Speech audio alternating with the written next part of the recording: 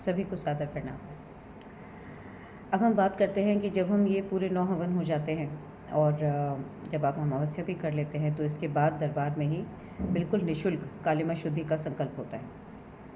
तो ये भी धरती पर पहली बार हो रहा है कि कालिमा शुद्धि जब आप उस संकल्प को करते हैं तभी आपको ज्ञात होता है कि उस पूरे संकल्प में कितनी तरह की संचित एनर्जी हमारे साथ होती है, जिसका हमें अनुमान भी नहीं होता।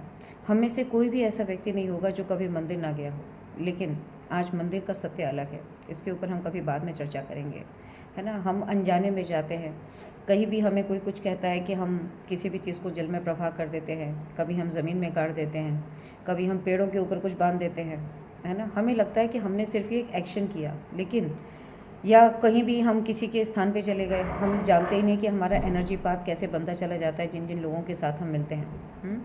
और स्मृति के साथ भी उसकी एक रेप्लिका कॉपी स्मृति की भी हमारे अंदर बनती चली जाती है। ये सारी की सारी डिटेल चिकित्सा आपकी कालिमा शुद्धि के दौरान होती है। तो कालिमा शुद्धि का संकल्प बहुत ही डीप है अपने आप में, और उस संकल्प को करते समय भी दरबार में, क्योंकि वो वाक सिद्ध दरबार है, आप दरबार में एक जना बैठ के करें, 10 जने करें, 100 करें, 1 लाख करें, सबके लिए वो एक समान है, फ्री ऑफ कॉस्ट होता है। तो सबसे पहले जब आप सारे हवन कर लें तो सबको करना यही चाहिए कि आप सभी लोग एक साथ मिलकर के दरबार जाएं, अपना कालिमा शुद्धि का हवन करें, संकल्प करें, और पूरा का पूरा एक साथ करें, है ना।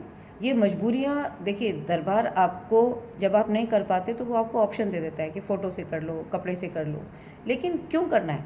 आपके लिए आपका जीवन सबसे ज़्यादा अनमोल है। आप इतने बिजी कभी भी नहीं हो सकते, और इसमें कोई समय भी नहीं है। कालिमा शुद्धि का संकल्प और स्मृति का संकल्प, 2 ही संकल्प होते हैं इसके बाद, है ना। तो आप 15 दिन के अंदर अपनी पूरी प्रक्रिया प्रोसेस को पूरा कर सकते हैं। जैसे आपको पता है कि आपने अमावस्या भी अटेंड करनी है, तो आप अमावस्या से 1 या 2 दिन पहले आप दरबार चले जाएं।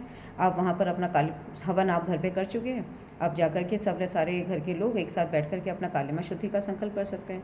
तो कालिमा शुद्धि का संकल्प में भी क्या करना चाहिए कि हर व्यक्ति को एकाग्रचित्त होकर के भगवान के नाम का जाप करते हुए, दरबार की ऊर्जा के साथ ज़्यादा से ज़्यादा मन ही मन कनेक्ट होते हुए आपको वो सब बोलते जाना है जो संकल्प वहाँ पर कराए जा रहे हैं, है ना। तो चिकित्सा तो दरबार ही कर रहा है, तो वहाँ पर भी आपको बहुत ज़्यादा मतलब इफ़ेक्ट नज़र आएगा। तल्लीन हो जाना है मतलब आपको संकल्प करते समय, ठीक है। और जब आप संकल्प करेंगे तो आपको पता लगेगा कि आपने कितनी तरह की एनर्जी अपने साथ अपने ऊर्जा पथ में जोड़ रखी थी। और वो हमारी जो ऊर्जा होती है, मतलब वो क्या होती है, वो हमारी माँ प्रकृति के भी 5 तत्व हैं, उसके साथ रजिस्टर हो जाती है।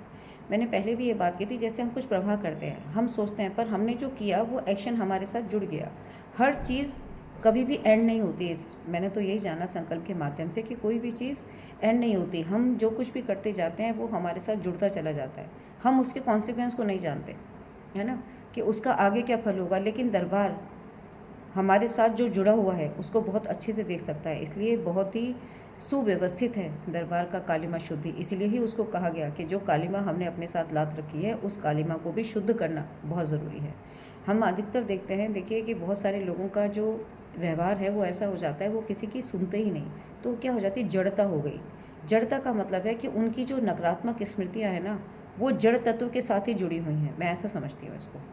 जैसे मान लीजिए कि आपको किसी ने कहा आप धरती में कोई चीज़ गाड़ देना, आपने आपका जो एनर्जी का ऑरा है वो पृथ्वी तत्व के साथ हो सकता है ज़्यादा जुड़ा हुआ हो, आपने नकारात्मक एनर्जी को ज़्यादा संचित किया हो, तो आप भी क्या हो गए, उसी तत्व के समान आपकी चेतना भी होती जा रही है, उसी तत्व के समान। तो इसलिए हमें चीज़ों को समझना चाहिए। और सबसे इम्पॉर्टेंट बात है कि जो कुछ भी हम उस संकल्प के दौरान देख रहे हैं कि ये चीज़ें हैं, हम उसका संकल्प कर रहे हैं, उसको भविष्य में ना भी करें, है ना। ये नहीं है कि दरबार में बैठे, खुद बैठे, वस्त्र लेके बैठे, फ़ोटो लेके बैठे, फिर करा, आधी बात सुनी, आधी बात नहीं सुनी, आधी बात किसी का मोबाइल आ गया, फिर बात करने लगे, फिर आए और फिर वही क्रियाएँ करने लगे, है ना। तो वहाँ पर जो कुछ भी हो रहा है, सबसे इम्पॉर्टेंट बात है कि उस चीज़ को दोबारा कभी रिपीट नहीं करना है। रिपीट करेंगे तो सेम एनर्जी फिर से आप अपने अंदर संचित करेंगे।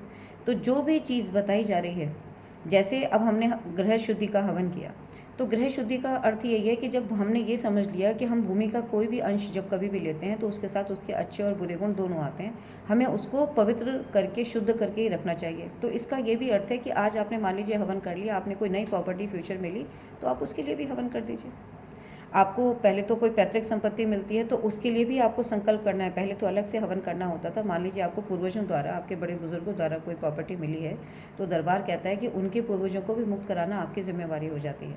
लेकिन मान लीजिए आपने ऐसा नहीं भी किया है, तो अब तो दरबार में सिर्फ आप जब हवन करते हैं तो आपको सिर्फ संकल्प ही करना होता है कि हमारे इसके अंदर हमारे पूर्वजों द्वारा जो हमारी संचित मतलब जो प्रॉपर्टी है उसको भी शुद्ध कर दिया जाए, है ना।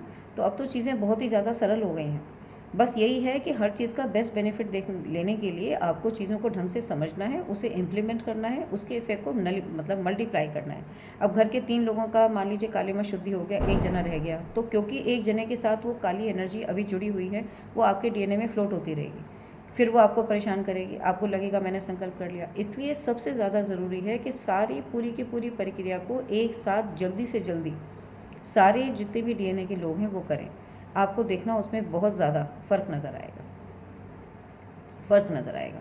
जैसे आपने सारे 9 हवन किए, घर के सभी लोग चलें दरबार में जाके सभी काली माँ शुद्धि करें, सबकी काली माँ शुद्धि हो गई, बहुत अच्छी बात है। उसके बाद आप अपनी स्मृति चिकित्सा करें। तो स्मृति चिकित्सा के ऊपर हम चर्चा अगले वीडियो में करते हैं, ठीक है।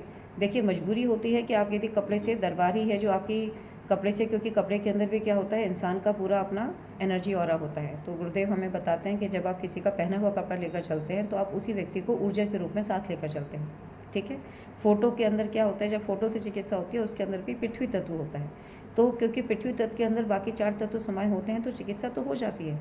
लेकिन मैं इसको ऐसा समझती हूँ अपने पर्सनल लेवल पे, हो सकता है मैं गलत हूँ, लेकिन मैं ऐसा समझती हूँ कि इंसान को फिजिकल ही प्रेजेंट होना चाहिए बेस्ट बेनिफिट के लिए, ठीक है।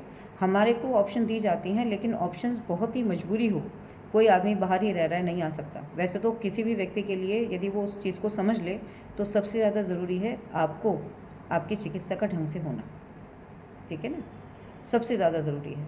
और जब आप पूरा कर लेते हैं, आप आए, आपने अमावस्या से आप 1-2 दिन पहले आए, आपने काली माँ शुद्धि भी कर ली, स्मृति चिकित्सा भी कर ली, अमावस्या अटेंड करी, उसके बाद चले गए, है ना। तो प्रोसेस जो है आपका बार बार ना आपका आना जाना हुआ, आपने चीज़ों को अच्छे से समझ लिया और उसके बाद आपने उसे पूरा कर लिया, तो उसका बेस्ट बेनिफिट भी होगा। आपका आने जाने में पैसा जो खर्च होता है वो भी नहीं होगा और आपको बेस्ट बेनिफिट भी मिलेगा। तो सिंपल सी बात है कि पूरे प्रोसेस के अंदर हमें क्या होना है, तल्लीन होना है, एकाग्रचित्त होना है, तब आपको बेस्ट बेनिफिट ज़रूर मिलेगा, ठीक है। प्रणाम।